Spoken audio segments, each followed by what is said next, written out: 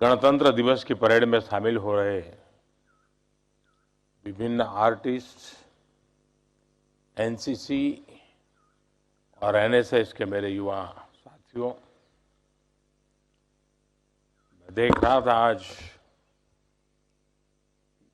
पहली बार नेताजी की वेशभूषा में इतने सारे बाल अवतार प्रधानमंत्री आवास पर आए हैं। मैं सबसे पहले आप सबको सैल्यूट करता हूं।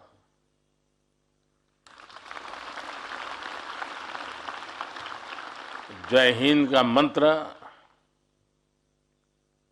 हर बार हमें प्रेरणा देता है।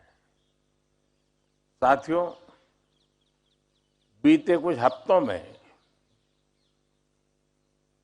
युवा साथियों से मुझे बार बार मिलने का अवसर मिला। महीना भर पहले हमने वीर बाल दिवस मनाया। हमें वीर साहबजादों के शौर्य और बलिदान को नमन करने का अवसर मिला। उसके बाद कर्नाटका में नेशनल यूथ फेस्टिवल में शामिल हुआ। उसके 2 दिन बाद देश के युवा अग्निवीरों से बातचीत हुई। फिर यूपी में खेल महाकुंभ के एक कार्यक्रम में युवा खिलाड़ियों से संवाद हुआ। और इसके बाद मुझे आज संसद में और फिर प्रधानमंत्री निवास पर नो योर लीडर कार्यक्रम में शामिल देश भर के विद्यार्थियों से मिलने का अवसर मिला। कल ही राष्ट्रीय बाल पुरस्कार जीतने वाले देश के होनहार बच्चों से मुलाकात हुई। आज आप सबसे इस विशेष कार्यक्रम में मुलाकात हो रही है। कुछ ही दिन बाद मैं परीक्षा पे चर्चा इसके माध्यम से देश भर के लाखों युवाओं, विद्यार्थियों के साथ संवाद करने वाला हूं। हर वर्ष की भांति इस बार भी एनसीसी के कार्यक्रम का हिस्सा बनने का अवसर मुझे मिलने वाला है। साथियों, ये युवा संवाद 2 कारणों से मेरे लिए विशेष महत्व का होता है। एक तो इसलिए क्योंकि युवाओं में ऊर्जा होती है, ताजगी होती है, जोश होता है, जुनून होता है, नयापन होता है। आपके माध्यम से सारी सकारात्मकता मुझे निरंतर प्रेरित करती रहती हैं, दिन रात मेहनत करने के लिए प्रोत्साहित करती हैं। दूसरा, आप सभी आजादी के इस अमृत काल में देश की आकांक्षा, देश के सपनों का प्रतिनिधित्व करते हैं। विकसित भारत के सबसे बड़े लाभार्थी भी आप होने वाले हैं और इसके निर्माण की सबसे बड़ी जिम्मेदारी भी आपके कंधों पर है। जिस प्रकार अलग अलग कार्यक्रमों में युवाओं की भागीदारी बढ़ रही है, वो उत्साहित करने वाली है। पराक्रम दिवस पर एक बड़े संदेश के साथ आयोजित प्रतियोगिताओं में आप जैसे बच्चों की भागीदारी इसी का एक उदाहरण है।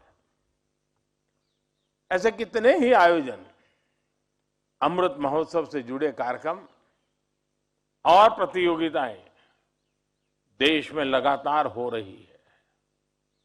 लाखों करोड़ों युवा इनसे जुड़ रहे हैं। एक कम आयु में देश के लिए बड़े सपने और समर्पण का प्रतीक है। मैं इस बात का सबूत है कि भारत की युवा पीढ़ी देश की जिम्मेदारियों के लिए तैयार भी है और अपना दायित्व निभाने के लिए तत्पर भी है। मैं इन कविता, ड्राइंग, रेसिंग और ऐसे राइटिंग की इन प्रतियोगिताओं में जीतने वाले सभी युवकों को भी बहुत बहुत बधाई देता हूं। हर बार की तरह बड़ी संख्या में हमारे एनसीसी और एनएसएस के कैडेट्स, विभिन्न आर्टिस्ट गणतंत्र दिवस की परेड में शामिल होने जा रहे हैं। आप सबको मेरी बहुत बहुत शुभकामनाएं हैं। साथियों, एनसीसी और एनएसएस ऐसे संगठन है जो युवा पीढ़ी को राष्ट्रीय लक्ष्यों से, राष्ट्रीय सरोकारों से जोड़ते हैं।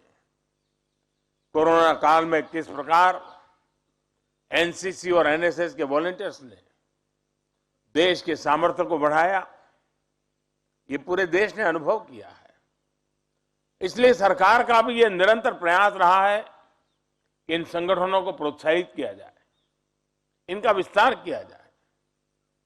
अब जैसे हमारे सीमावर्ती और सागर तट पर बसे जिलों में अनेक प्रकार की चुनौतियां आती रहती है, इनसे निपटने के लिए भी सरकार आप जैसे युवाओं को तैयार कर रही है।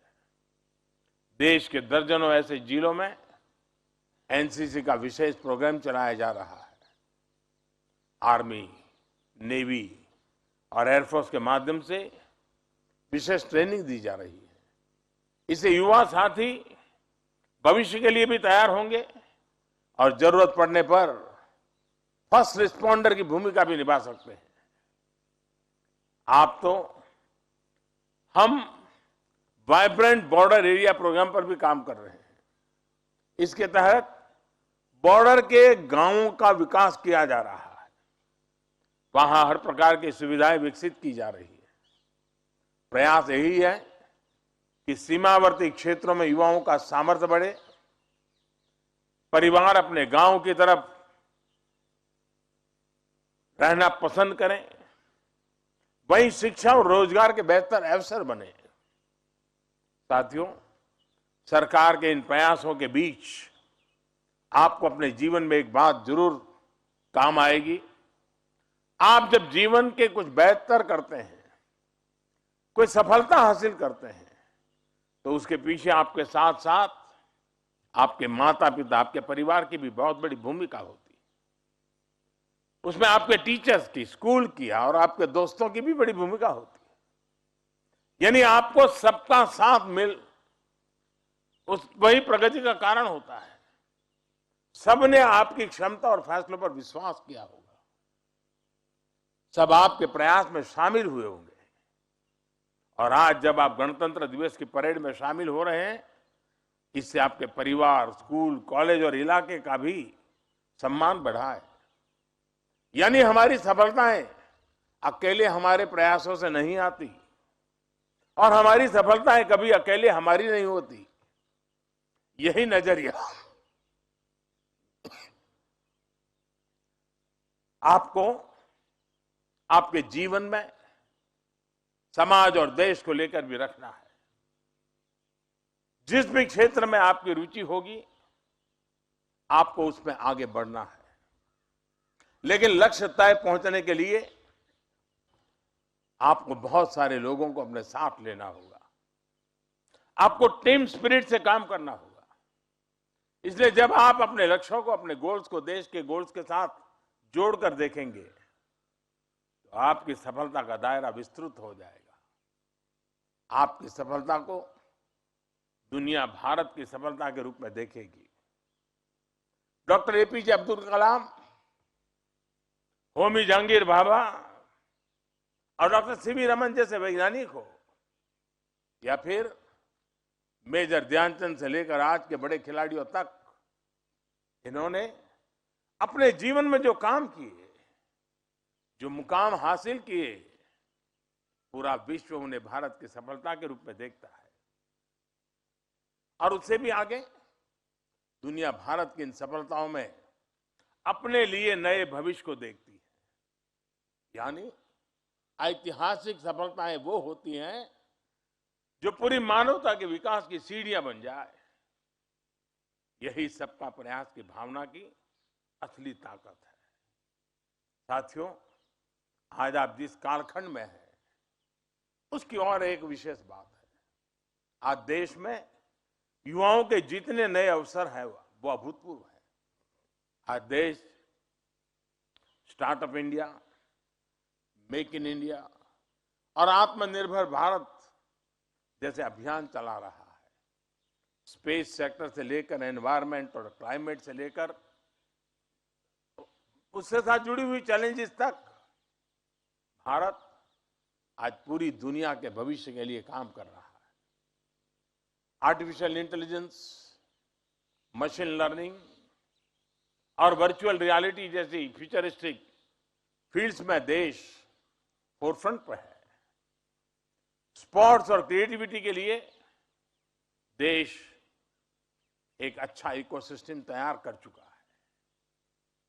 आपको इसका हिस्सा बनना है। आपको और आपका अनसीन पॉसिबिलिटीज को सर्च करना है, अनटच एरिया को एक्सप्लोर करना है और अनइमेजिन सॉल्यूशंस को खोजना है। साथियों, भविष्य के बड़े लक्ष्य और बड़े संकल्प ये हमारे लिए बेहद जरूरी है, लेकिन साथ ही हमें वर्तमान की छोटी बड़ी प्राथमिकताओं को भी उतना ही महत्व देना होगा। इसलिए मेरा आप सभी से आग्रह होगा कि आज देश में हो रहे इस हर बदलाव से परिचित रहे। देश में जो नए नए अभियान चलाए जा रहे हैं, आप उनमें भागीदारी करें। स्वच्छ भारत अभियान का उदाहरण हमारे सामने है। आप युवाओं को इसे अपने जीवन का मिशन बनाना चाहिए। आपके पास क्रिएटिविटी भी है और जोश भी है। आप संकल्प ले सकते हैं। हम हमारे दोस्तों की एक टीम बनाकर अपने मोहल्ले को, अपने गांव, शहर, कस्बे को स्वच्छ बनाने के लिए निरंतर काम करते रहेंगे। जब आप स्वच्छता के लिए बाहर निकलेंगे तो बड़े लोगों पर उसका ज्यादा प्रभाव पड़ेगा। इसी तरह अमृत महोत्सव में आप स्वतंत्रता सेनानियों से जुड़ी कम से कम एक किताब पढ़ने का संकल्प जरूर लीजिए। आप में से कई लोग कविता और कहानी लिखेंगे, ब्लॉगिंग करने जैसे कामों में भी इंटरेस्ट रखते होंगे। आजादी की लड़ाई और किसी स्वाधीनता सेनानी के जीवन पर ऐसा कोई क्रिएटिव काम करिए। आप अपने स्कूल को भी इस विषय पर कार्यक्रम और प्रतियोगिता कराने के लिए कह सकते हैं। आप सबके जिलों में 75 अमृत सरोवर भी बनाए जा रहे हैं। आप अपने पड़ोस के अमृत सरोवर में अपने दोस्तों के साथ मिलकर बहुत योगदान दे सकते हैं। जैसे कि अमृत सरोवर के पास वृक्षारोपण कर सकते हैं, उसके रखरखाव के लिए लोगों को जागरूक करने के लिए कोई रैली निकाल सकते हैं। देश में चल रहे फिट इंडिया मूवमेंट के बारे में भी आपने जरूर सुना होगा। युवाओं के लिए तो बहुत आकर्षित करने वाला अभियान है। आप खुद तो इससे जुड़े ही, साथ ही अपने घर वालों को भी जरूर जोड़ें। आपके घर में रोज सुबह थोड़ी देर सब लोग मिलकर योग करें। आप ये संस्कृति घर में शुरू कर सकते हैं। आपने सुना होगा इस साल हमारा भारत G20 की अध्यक्षता भी कर रहा है। ये भारत के लिए एक बड़ा अवसर है। आप इसके बारे में भी जरूर पढ़ें।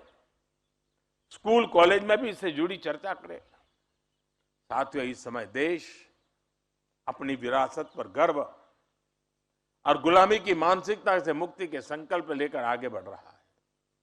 ये संकल्प भी देश के युवाओं के लिए एक जिम्मेदारी है।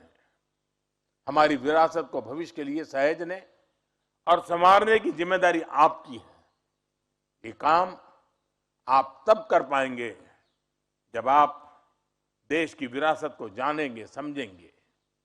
मेरा सुझाव है कि आप जब घूमने जाएं तो हेरिटेज साइट्स पर भी जरूर जाएं, उन्हें देखें, जानें।